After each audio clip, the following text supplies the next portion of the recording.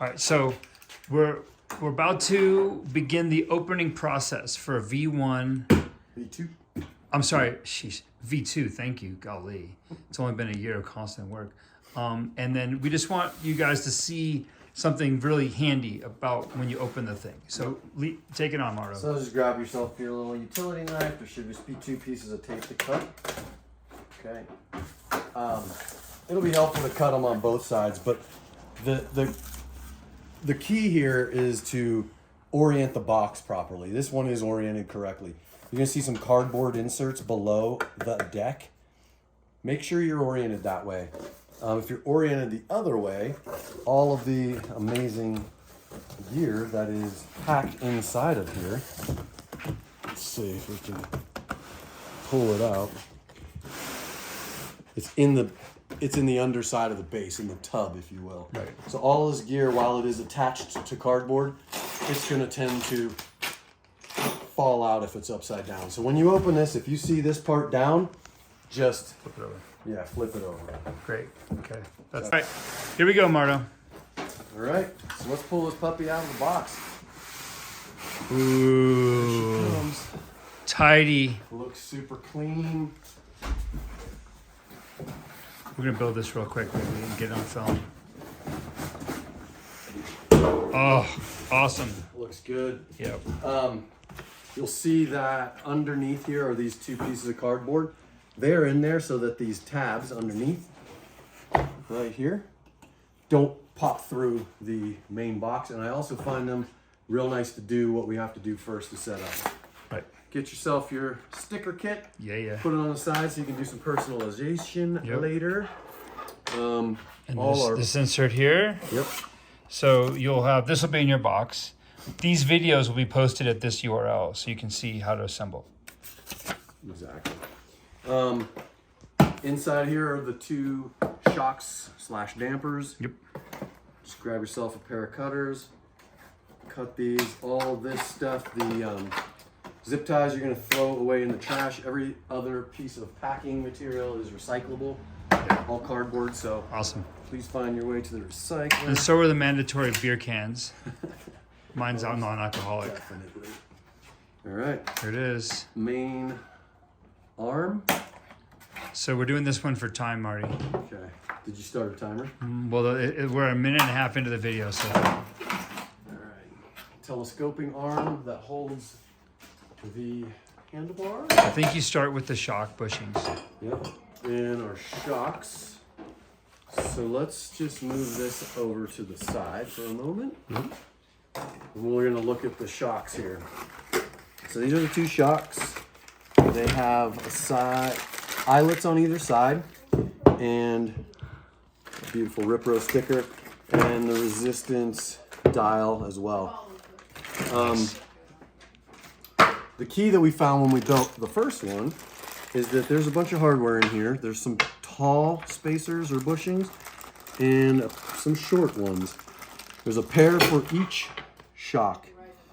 The tall ones are going to go in the lower eyelet and end up dropping into the spine from the other side. I'll show you that in a minute. Yep. The cool thing is about these, they're machined specifically for this application to fit in here. They'll fall out easily. The other 2 are actually OEM spacers that came with the shocks. We thought that they would just pop in, just a really tight fit. So this time around, what we're gonna do is use our trusty rubber mallet.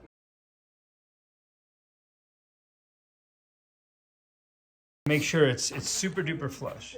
Super flush. Heck of flush. Good. All right. Okay. All right. With those done, Hardware. Hardware kit. Plastic caps. They will go with the handlebar assembly. Bushings with the shock.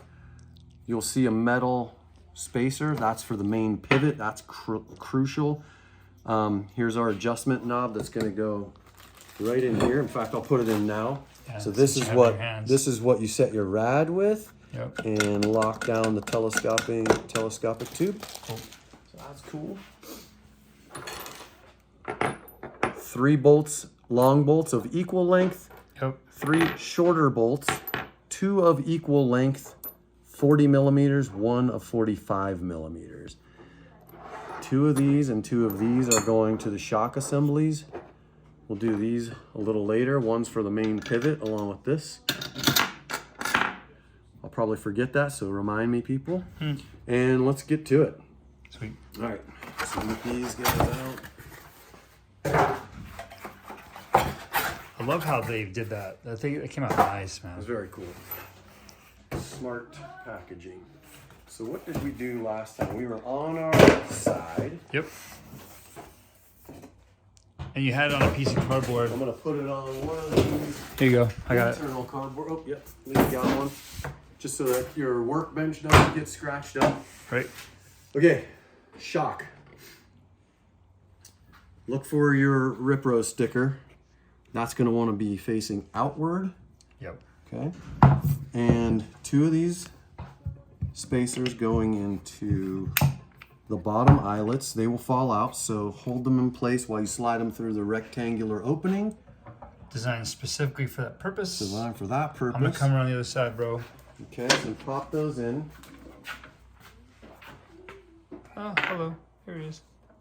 And slide everything back in until they align with the 2 holes. Yep. Long bolt, a nut, and 2 washers. One for the bolt head side and one for the nut side. So I'm dropping these in from the top Oh, that's great. and catching this one from the bottom. It's always nice when a machine is built right and everything lines up. Just lines up.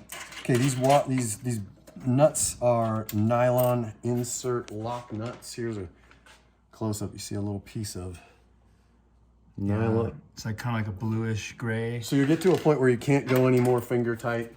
That's when you want to get out your number 5 hex Nice. and your size 13 ratchet. And we're going to tighten these down to snug. Yep. If you over tighten it, it's going to squeeze a little bit on the bushings on the lower shock mount. And that's not detrimental, but it doesn't need to be much tighter than.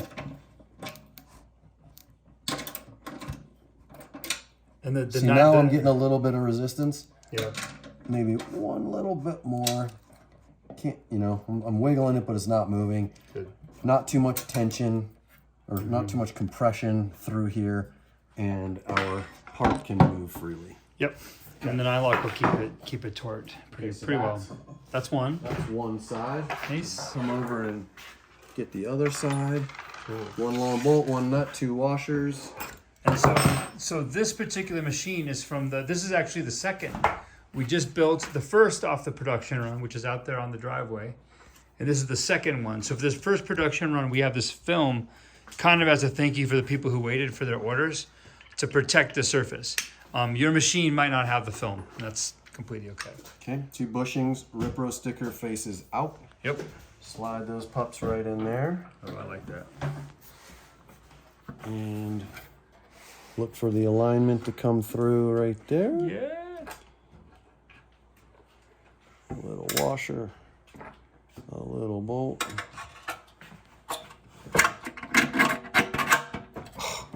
Right down Always there. satisfying. Just how it's meant to be. Oh. Washer and a nut on the bottom side of that guy. Nice. Cool.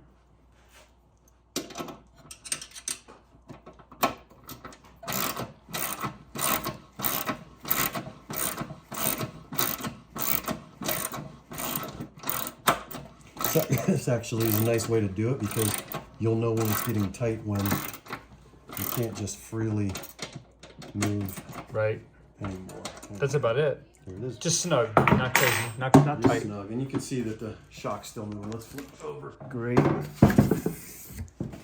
at that, huh? Woohoo! Okay. Yeah, so buddy. Our parts are here. Great.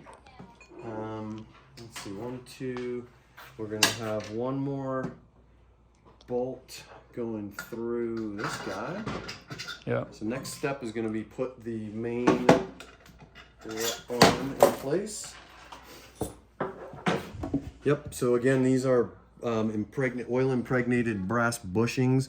They're meant to lubricate that slip, but I like to fill up the little play with some grease. This is just an all-purpose. It'll be quieter. Lightweight grease. Yeah, and you can expect these machines to develop play and develop creaks because it's exercise equipment. But this will kind of minimize that. Also, I think too, right? There's less likely to get dust in there. Yeah, that's very helpful. Which can make a lot of noise, right? Fingers clean with a trusty. Yes. Cool. So on top of your deck, you're going to notice this beautifully stamped RipRow logo and the U.S. patent number, which makes it official. Yep. That, I think, is in the direction that you'll be standing. So you'll be looking at that from the deck in the top left. If you RipRow enough, you're not going to know consciously, but you're actually going to memorize the patent number. So this there it is. A little better this time. So these guys, these bushings you may see not completely seated flush to the part. That's okay, because when we come in here on and tighten down, we can actually put some load in here. And these bushings are gonna give way and all of the load is gonna get taken up on this metal insert here. Yep. And that's the way it was designed to be, so. And you can expect it to be a little bit tight to start. It's gonna be a tighter fit. Like the bushings on a nice fork, a bike fork, they start a little tight and they work in because we know they're gonna wear in. So we give you a little space to wear in. All right. Oh, this is exciting. Retract these from out of the way. Look at this business. Okay. It's about to happen, isn't it? Goes right down. About to happen. And right on through. Great. Washers on both sides again. Yep. Of all the fasteners, I think, on this machine, this is the one that's going to be the most sensitive to how tight you make it. Yep. Yeah. You may have to come in and adjust this one as you break in your machine. 100%. I am erring on the side of a little extra tight out of the chute because, again, I want to make sure those brass bushings get pressed in well and that we load up that insert that we see in there. So this bolt, as it tightens, is going to press these flanges. You may see them deflect in a little bit. Again, they're made to do that. I'm proud of how clever this is because the bolt is serving as a bushing press and a fastener and an axle. Pretty cool, right? It's cool. Okay, so we're in there. We're pretty well in. Hi, Noah.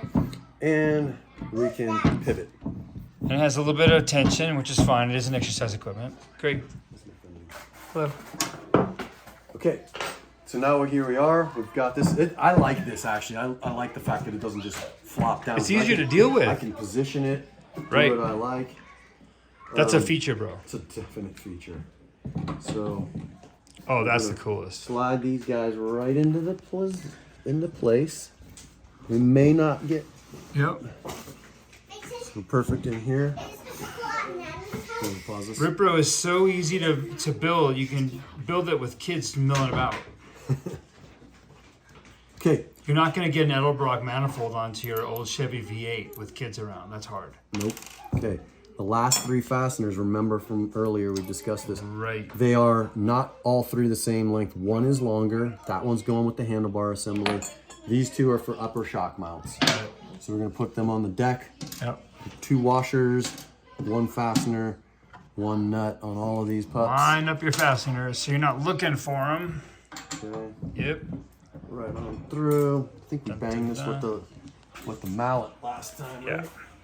Yeah, because the threads are going to kind of get involved with the plastic bushing, and so it's easier if you just mallet that through. Okay, so here it is coming through. Yep.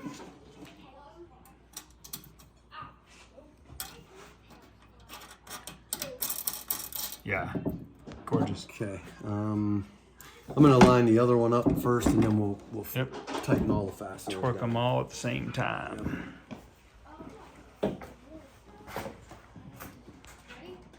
That's cool, huh? Okay. Looking for daylight? Not quite there yet.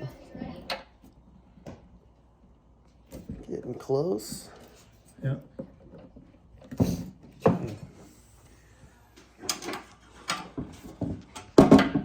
washer, fastener, mallet.